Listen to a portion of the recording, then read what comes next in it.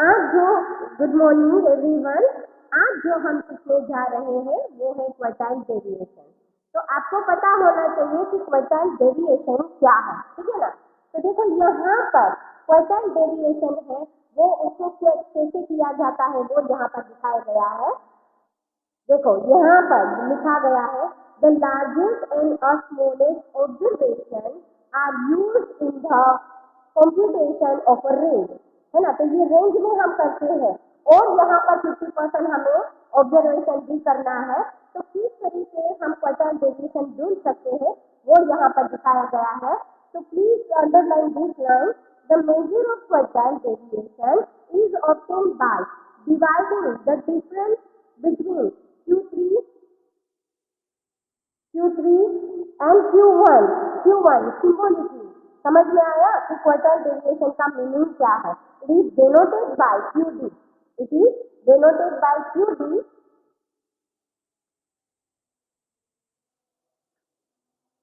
we can write the formula of quartile deviation as follow। तो यहाँ पर जो ये फॉर्मूला दी गई है, डेफिनेशन दी गई है कि दोनों का डिफरेंस है।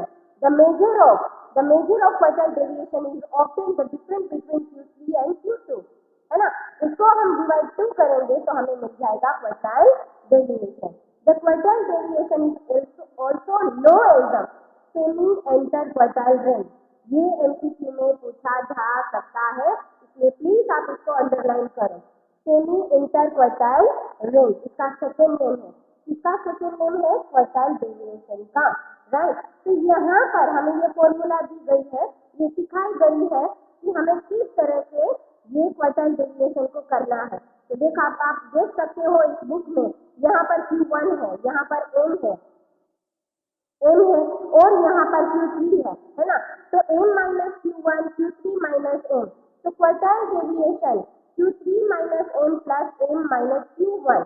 तो यहाँ पर दिया गया है Q3 minus Q1 divide by 2, ठीक है, डिवाइड बाई 2 दिया गया है। तो हमें क्वार्टाइल डेविएशन की ये फॉर्मूला यूज करनी है। ये फॉर्मूला कैसे बनी है ये आप सबको इस जो यहाँ पर ड्रॉ करके दिखाया गया है, फिगर ड्रॉ करके दिखाई गई है, इसके बेस पर हमें ये पता चलता है कि क्वार्टाइल डेविएशन। वैसे ही हम ये आपको मैंने क्वार्टाइल क्या है, डेविएशन क्या है वो मैंने पहले ही आपको बताया था कि ये क्वार्टाइल Q1, Q2 और Q3 है। 25% Q1 है, 50% Q2 है और 75% Q3 है ना।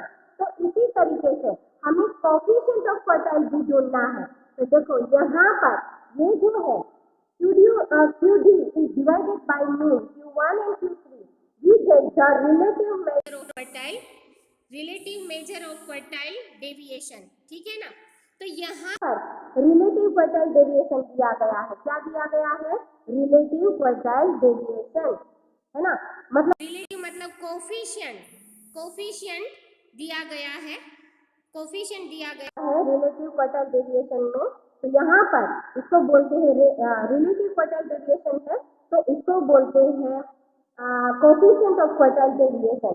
तो हमें इस तरह से करना है Q3 minus Q1 upon Q3 plus Q1, ठीक है ना।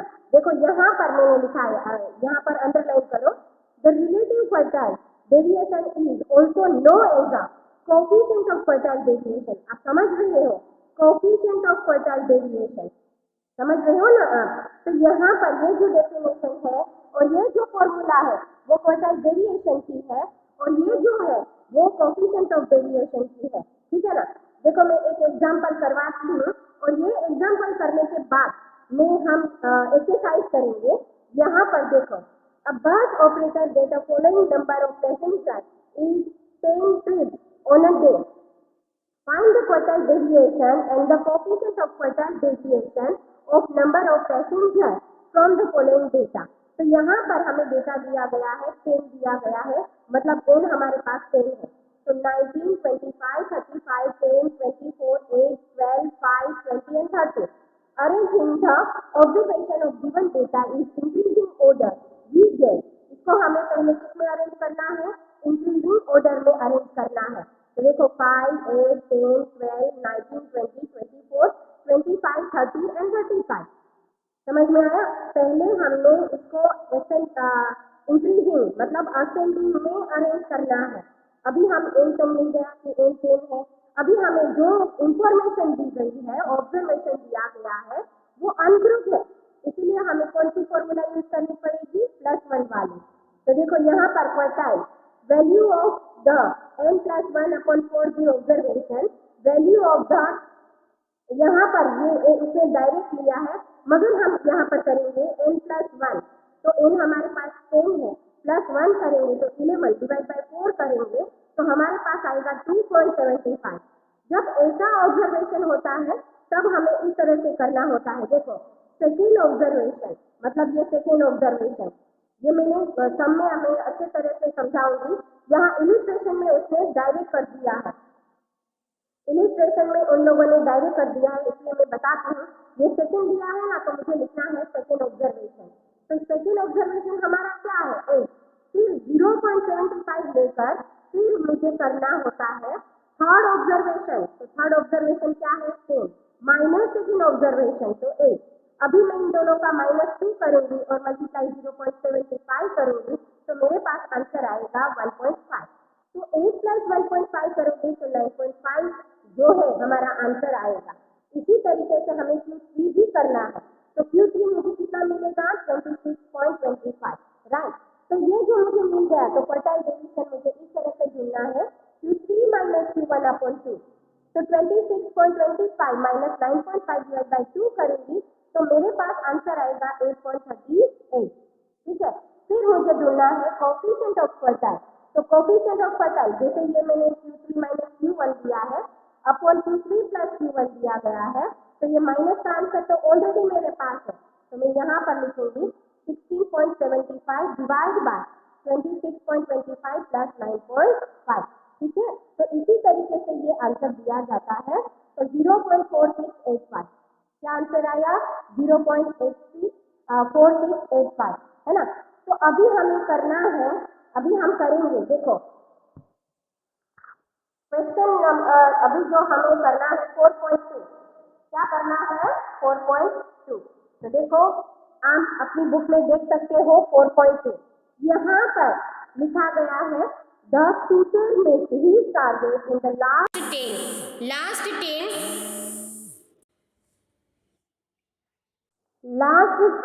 10 trial by the following distance during the practice session।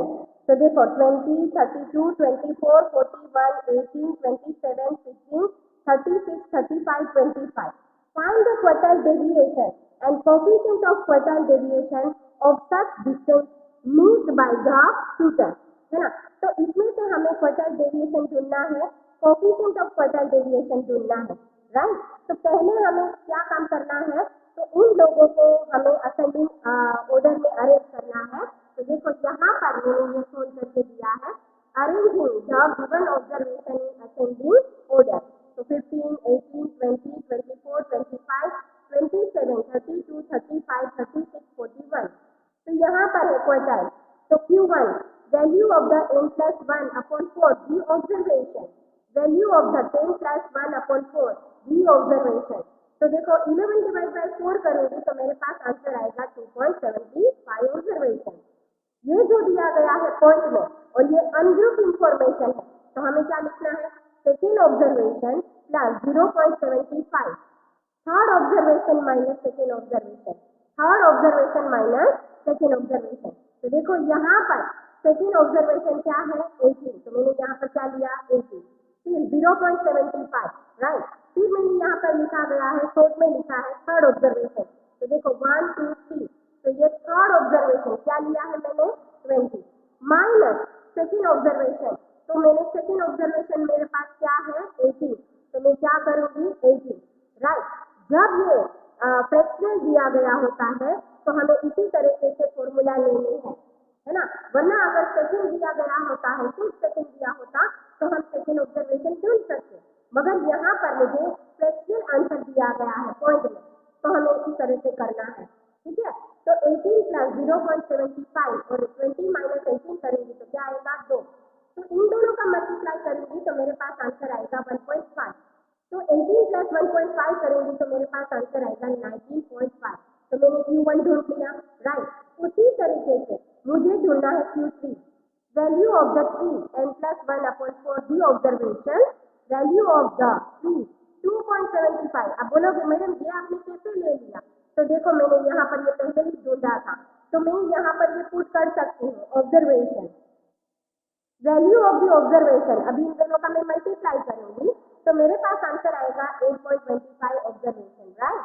फिर value of H observation plus 0.25, right. तो यहाँ पर मैंने ये सेम आया है तो सेम फॉर्मूला मुझे लेनी पड़ेगी ना, 8 ऑब्जर्वेशन प्लस वहां पर 75 था इसलिए मैंने यहाँ पर 75 लिया, यहाँ पर 25 है मुझे क्या लेना है 0.25, क्योंकि 8 तो मैंने पहले ही लिख दिया।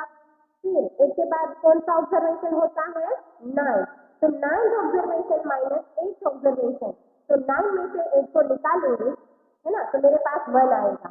तो 1 मल्टीप्लाई करूंगी 0.25 से, तो दोनों का प्लस करूंगी अभी, तो मेरे पास Q3 आएगा 35.25, राइट। तो देखो मैंने Q3 भी ढूंढ लिया।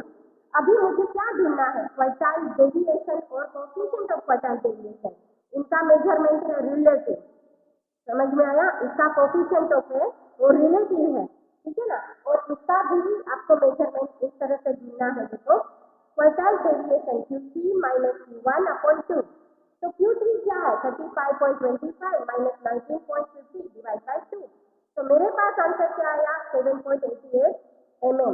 mm का मतलब उसका यूनिट है, जो हमने ढूंढा है ना उसका यूनिट है, इसीलिए। फिर मुझे ढूंढना है कोएफिशिएंट ऑफ क्वार्टाइल डेविएशन, तो कोएफिशिएंट ऑफ क्वार्टाइल डेविएशन की फॉर्मूला क्या है Q3 minus Q1 upon Q3 plus Q1। तो देखो यहाँ पर Q3 यहाँ पर दिया गया है 35.25 माइनस 19.5 डिवाइड बाय 35.25 प्लस 19.5, तो 15.75 डिवाइड बाय 54.75 करूंगी तो मेरे पास कोएफिशिएंट ऑफ क्वार्टाइल डेविएशन का आंसर आएगा 0.29। क्या आंसर आएगा 0.29, क्लियर। उसी तरीके से क्वेश्चन सेकंड देखो, तो क्वेश्चन सेकंड पहले यहाँ पर हम देखेंगे, देखो ये भी अनग्रुप है मगर उसमें हमें फ्रीक्वेंसी दी गई है, ये भी अनग्रुप की इंफॉर्मेशन है पर हमें दी गई है विद फ्रीक्वेंसी। आपको पता है मैंने पहले ही जब मीन मीडियन मोड सिखाया था ना, तभी मैंने आपको बताया था कि अनग्रुप और ग्रुप किसे कहते हैं, है ना। जो सिंगल डिजिट होती है भले ही वो फ्रीक्वेंसी के साथ है मगर वो अनग्रुप ही है, और जो हमें क्लास दिया जाता है कोई भी ऑब्जर्वेशन दी जाती है वो कोई ग्रुप में दी जाती है, जैसे 0 to 10, 10 to 20, तो वो ग्रुप इंफॉर्मेशन है, मतलब वो ग्रुप ऑब्जर्वेशन है, ठीक है।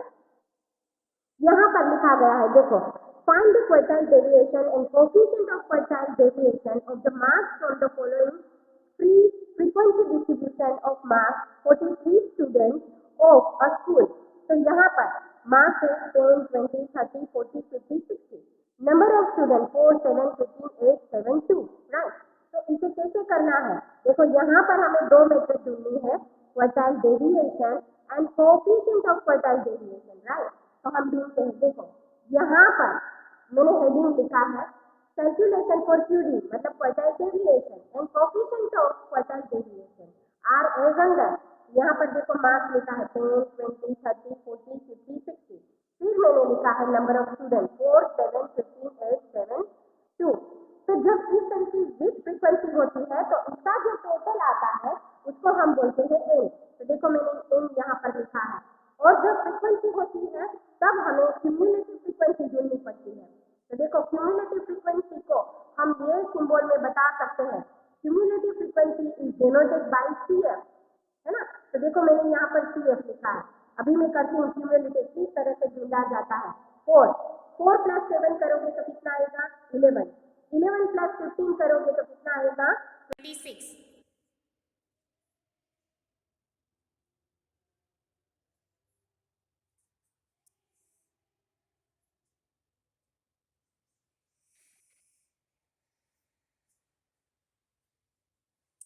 हाँ 11 प्लस 15 करोगे कितना आएगा 26, और 26 डिवाइड बाई 8 करोगे तो 34, है ना। तो 34 प्लस आप 7 करोगे तो 41, 41/2 करोगे, 41 + 2 करोगे तो क्या आ जाएगा 43, राइट। तो इसी तरीके से क्यूमुलेटिव फ्रीक्वेंसी ढूंढा जाता है और जो टोटल होता है ना वही टोटल होना चाहिए। देखो यहाँ पर 43 तो यहाँ पर भी क्या हुआ 43, राइट। तो अभी हम इसमें Q1 कैसे ढूंढ सकते हैं, देखो value of the n+1/4 D observation, value of n की प्लेस पर मैंने लिखा 43 + 1/4 D observation, value of the 11th observation, right. यहाँ पर 41 + 1 करोगे तो 44 आ जाएगा और 44 / 4 करोगे तो क्या आ जाएगा 11। तो 11th ऑब्जर्वेशन देखो यहाँ पर अभी हमें 11 जिसमें क्यूमुलेटिव में देखना है। देखो यहाँ पर मैं लिख देती हूँ CF में हमें ऑब्जर्व करना है तो CF में ऑब्जर्व करो 11 इसमें इंक्लूड है तो हमारा आंसर Q1 क्या आएगा 20। तो देखो मैंने यहाँ पर लिखा है Q1 20। वैसे ही हमें ढूंढना है Q3, value of the 3n+1/4 D observation, the value of the 3 और 11 मैंने डायरेक्ट लिख दिया, क्यों ऊपर भी हमने यही सेम किया था इसलिए मैंने यहाँ पर भी लिख दिया था observation, value of the 33 observation, right. 11 plus मैंने किया तो ये आया। तो देखो अभी 33 किसमें इन्वॉल्व है CF में देखेंगे तो यहाँ पर 33 इसमें है तो देखो चलो यहाँ पर हम करते करते यहाँ पर जाएंगे 40 करेंगे ना 40। तो मेरे पास QD का आंसर क्या आया 40, ठीक है। देखो अभी क्वार्टाइल डेविएशन Q3 - Q1/2 तो 40 - 20 करोगे डिवाइड बाय 2 करोगे तो आंसर आएगा 10 marks. Coefficient of quartile deviation Q3 - Q1 और अपॉन Q3 + Q1 तो 40 - 20 और 40 + 20। तो देखो यहाँ पर मेरा जो आंसर है वो आया 0.33। क्या आंसर आया 0.33, ठीक है। इसके बाद अब हम देखेंगे नेक्स्ट क्वेश्चन। ओके ओके बेटा मैं कर देती हूँ, ठीक है। सॉरी, ठीक है। देखो यहाँ पर the distance of amount is paid by 200 customer coming from a snake. अभी आएगी बेटा क्योंकि मेरा माइक बंद है इसीलिए, right. Snake restaurant on a particular day is given below, amount यहाँ पर दिया गया है। देखो ये ग्रुप इंफॉर्मेशन है, ग्रुप ऑब्जर्वेशन है। 0.50, 50 to 100, 100 से 150, 150 से 200, 200 से 250। तो यहाँ number of customer 25, 40, 80, 30 and 25। Find the quartile deviation and coefficient of quartile deviation of the amount paid by customer on the day, है ना। तो यहाँ पर ग्रुप ऑब्जर्वेशन है उसमें हमें क्वार्टाइल डेविएशन और कोफिशिएंट ऑफ क्वार्टाइल डेविएशन ढूंढना है तो हमें ये करना है। देखो यहाँ पर मैंने किया है तो हम करते हैं। देखो required calculation for quartile deviation and coefficient of quartile deviation are as under class 0 to 50, 50 to 100, 100 से 150, 150 to 200, 200 से 250 और यहाँ पर लिया गया है नंबर ऑफ कस्टमर 25, 40, 80, 30 एंड 25।